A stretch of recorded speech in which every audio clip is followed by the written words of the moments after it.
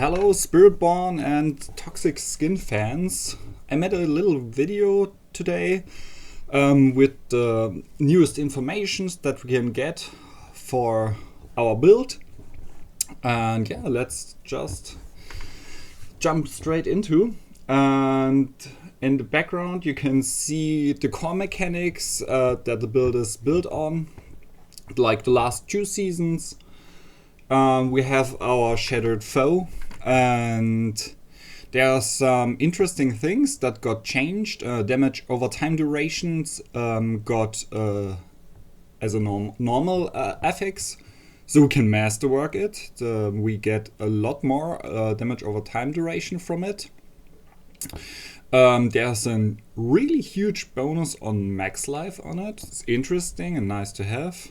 We have our Berserking. Berserking grants damage percent and movement, so that's not too bad.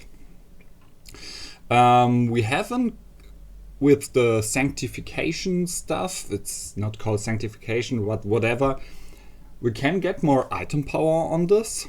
There's an item quality not shown on the newest other mythic, so there will be the possibility to increase the item quality. That's really nice. That was really nice in season 11 with the sanctification 2, because you further increase the damage over time duration with this. Maybe there are some better possibilities, but this one is really good on its own at this point now. What I can see and what will be a problem is we don't have any weapon damage on Shattered Foe.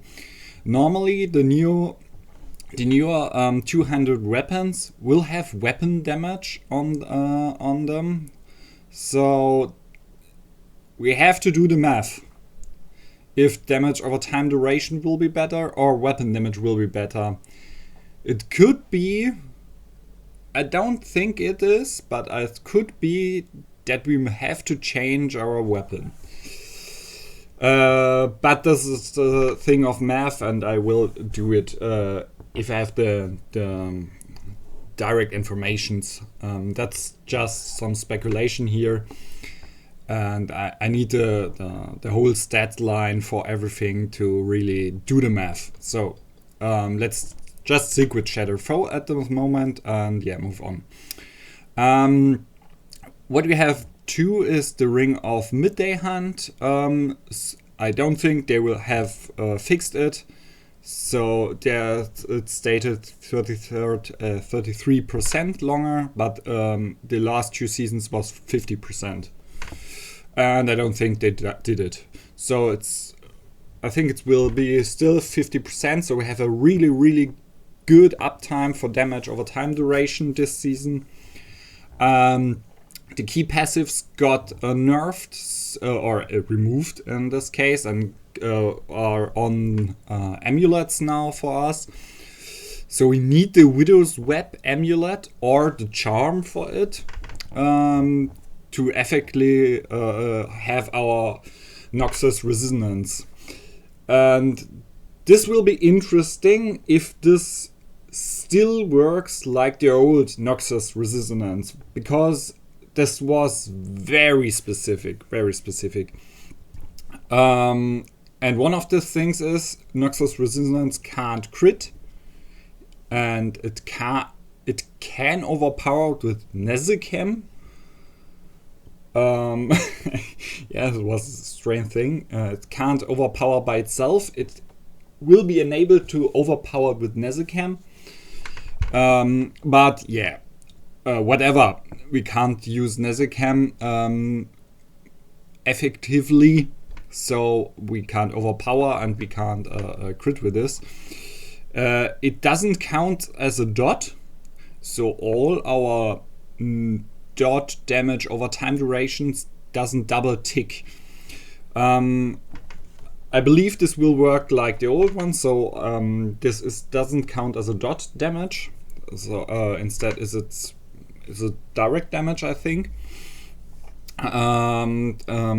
With this in mind, we have to see what we can skill on the new temperings. We have a little tempering shortcut here, and we can see all the normal stuff is like 10 or 12%, and there are other stuff like damage while berserking. This is obviously from the barb one. We can see swapping weapons and so. But we see also spending resolve, so barb maybe get some resolve. I hope we get damage while berserking for Spiritborn 2, well, because obviously we always berserk with Shattered Foe. That would be insane. It's a 50% multiplier with for our basic dot toxic skin and for the Noxus resistance. So let's pray we get this too. Otherwise, we have to see if we get poison damage, or maybe if the base dot stack is more important, if it gets 50%. Yeah, but that's time for the future. So we have to keep in mind weapon damage for our Shattered Foe, and we keep in mind the temperings. How important can we change this? Yeah, and how will the Noxus resistance change, or will it stay the same? That's all a thing for the math, but on the first look, it's really, really nice for us with the basic stuff. So basic stuff still works here, and so we get to another basic stuff thing, and that's our Rushing Claw. And we got a lot of information about Rushing Claw, so let's jump into it. This is our Rushing Claw stats, skills that we can skill. And of course we don't do any damage with Rushing Claw, so we just go into what can we do for our support, to support our toxic build. Rushing Claw on itself doesn't change. Rushing Claw, the first two first two knots that we can skill is the Ferocity refill, perfect. The only thing to keep in mind here, we don't have any information about Ravager. I think it's still the same. So we have our old school Rushing Claw, you lose your last charge of Rushing Claw and get auto refilled with your minimum ferocity from Ravager. I still believe this is possible. I don't think they change it. And so we get on an extra that we used in season 11 and 12 too.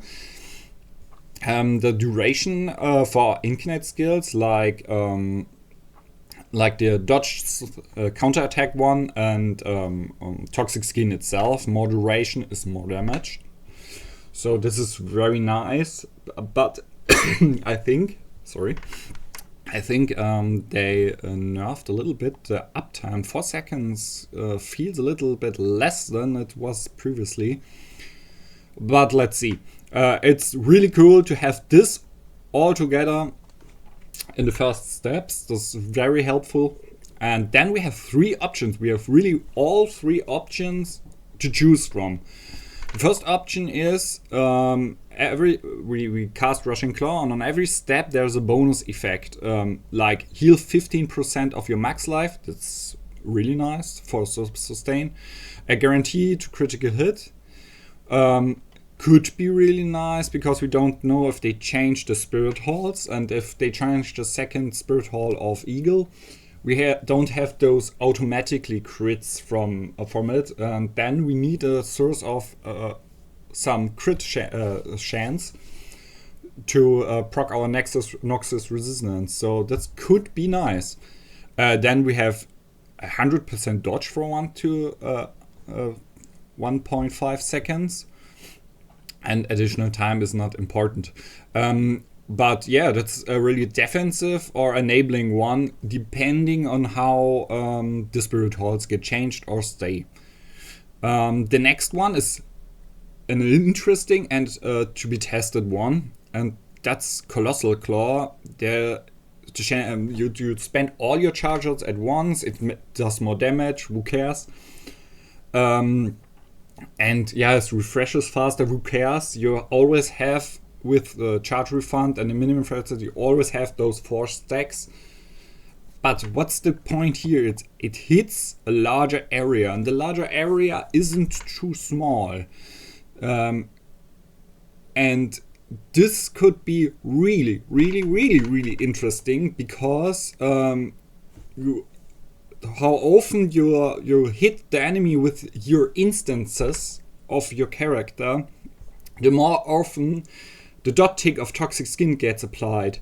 So this could be really nice to spread our Toxic Skin at once, because Rushing Claw counts as 3 instances of yourself. So if you charge through an enemy with Rushing Claw, you apply the stack 3 times. And not single ones, that's 3 times. Sorry. And yeah. And this could help us to spread this stacks in a larger area. And this could be really, really interesting. I really love to test this. So let's see. Then we have Evasive Swipe, whatever here does lightning damage, whatever. The important thing here is Rushing Claw counts as an evade. And you no longer need a target to cast Rushing Claw. This will be interesting, because this enables a really, really smooth movement through the map. You don't need targets, you can freely Rushing Claw, because you can Rushing Claw endlessly. It's basically a better evade, because you attack all the time and you evade all the time. It can be enabled depending on what effects we can now get on the new on the legendaries. Maybe there's some sick combination on evade. I don't think it's too crazy for us. Maybe a quality change to freely cast Rushing Claw, and maybe some interactions with the evade thing. The really interesting part but is Echo of Quality, and that's the other key passive. Vital Strikes, I think it was called. So if you hit an Wool enemy, Wool take 100% more damage, and if you hit one, you remove the Wool. Yeah, so that's a problem with our build, because we don't apply too much Wool. We can't use this, because otherwise we can't get the Wool uptime all the time, and that's more damage loss than a damage gain. So we can't use Echo Quality. But if we do Evasive Strike and change to the main Spirit Hall on Eagle Spirit Hall on main Spirit Hall, we basically have an evade build too, and can put up vulnerable all the time, because Rushing Claw, we do Rushing Claw all the time, we spread those feathers all the time, and so we could use Echo of Quality. Now this depends if you have to use this, or if you have the space to use a charm on it. This is all test things, but those are the first thoughts I got from this, and I'm really happy with the Rushing Claw overall. There is a much thing to test, and much things that can be really good, and yeah, that's insane.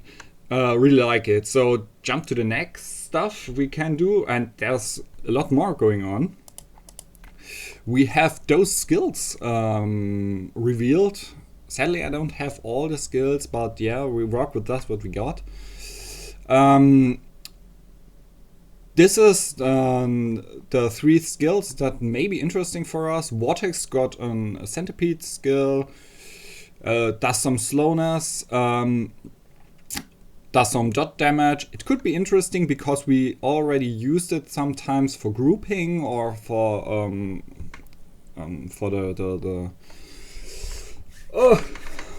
for speed farming. I used it a little bit. So that's just interesting and nice to have. So the other stuff is more interesting, and this is counterattack. Counterattack sends out pestilence swarms. Pestilence swarms weakens enemy. That's really nice. Because survivability was the first most problem we could have. So weakens the enemies. We press counterattack with the resets a lot. We have to see if that's still the case. If there's still the nod that if we press the ultimate, that one of the builds before one of the skills before gets resetted. If this doesn't work, maybe we skip counterattack. But that is to keep in mind, because that's really interesting. So get here 3 pestilence swarms and use it all. It was like 8 seconds, I guess. All 8 seconds, 3 of the swarms. It's nice to have. Protector also got centipede skill. Also weakens. And spawning pestilence swarms.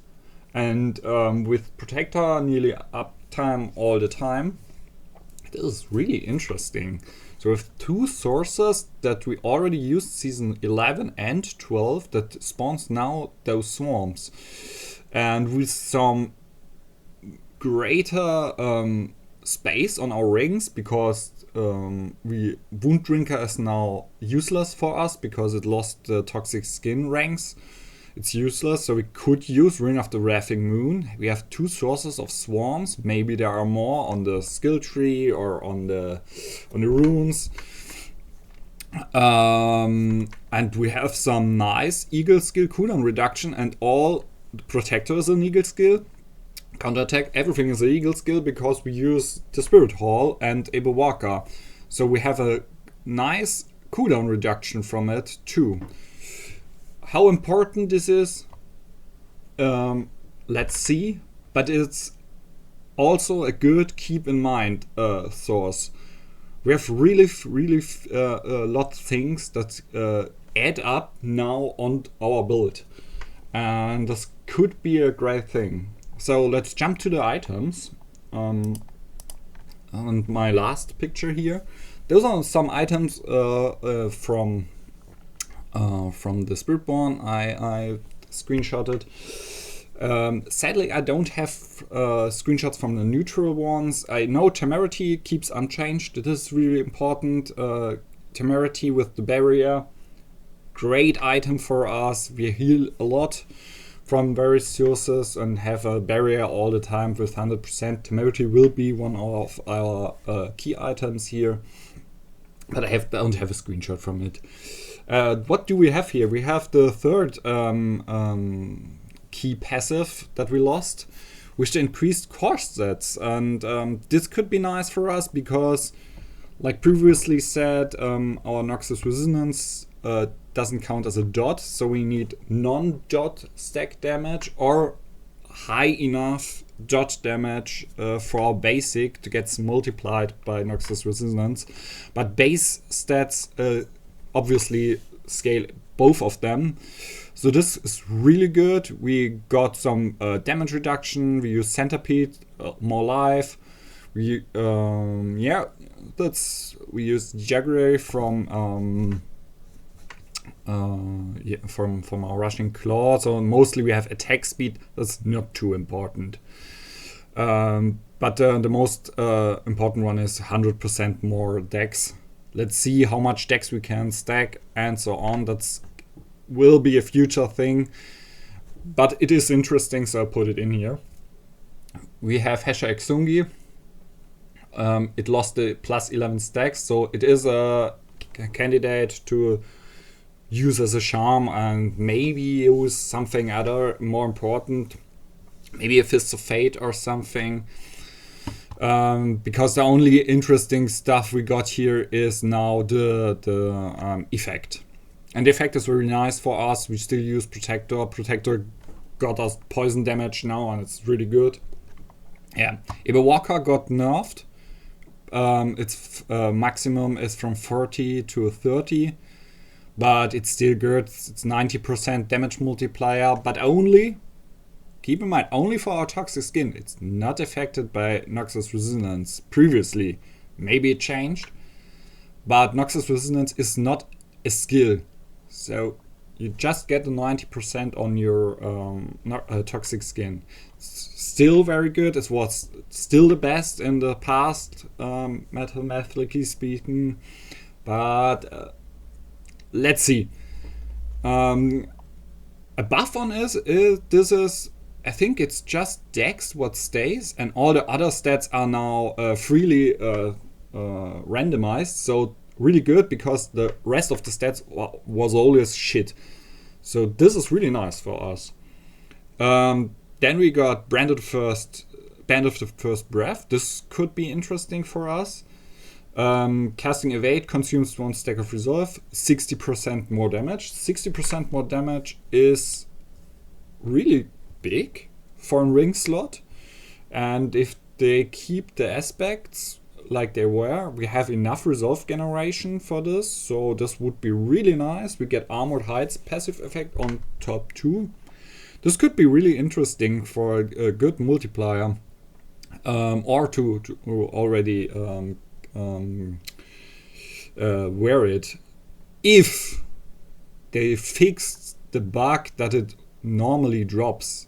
I don't know if this is the case, and it's hidden drops and annoys everyone who plays Spiritborn, but yes, let's see. Then we have Yosinchel with Shroud of False Death, basically dead. This could be a nice option, depending on how much cooldown reducing we got, particularly in for our ultimate. If you don't get enough ultimate reduction, cooldown reduction, we will have a problem to keep some uptimes and so on. So this could be a really game changer, but let's see. Then we have a nice idea for a charm. And this is Sustained Warcroser. With charms enabled, we could use this. And it's just one thing that's interesting. Your base focus skills benefit from all their upgrades. So that means, depending on what Toxic Skin gets, Toxic Skin is a focus skill, we get all the upgrades. And if they are all good, that's a huge bonus. That's a really, really huge bonus if the updates are good. So this could be our number 1 charm. On the side effect, it would increase our rushing claw damage a little bit. But yeah, who the fuck cares? So this is really interesting, and I can't wait to see how Toxic Skin is written, if it keeps the stacking with the level, because we lost a lot of the item, the base level increases on the items, but we get it back because you can skill it on 15 or so. So after the math, it still stays the same, like on, I think it's what, 25, level 25 is the thing. Yeah, but maybe we have all the upgrades, and if it stays the same with the damage scaling, all 5 does a jump. This could be really good. Yeah, and this was the video from me. This was all the information I can gather and think of. I'm still gathering more information to have a good start, and if the season begins, you can be sure I make a video about the build. I will be re-enabling the build, of course. Let's see how far we can go this time. Last 2 seasons were very good. We always got the chance to do the number 10 of the world in Spiritborn. We always were on the top 20 at least. So, and at one time we were on the top 3s. So it's really nice. I hope we can manage this here again. And yeah, have a nice one.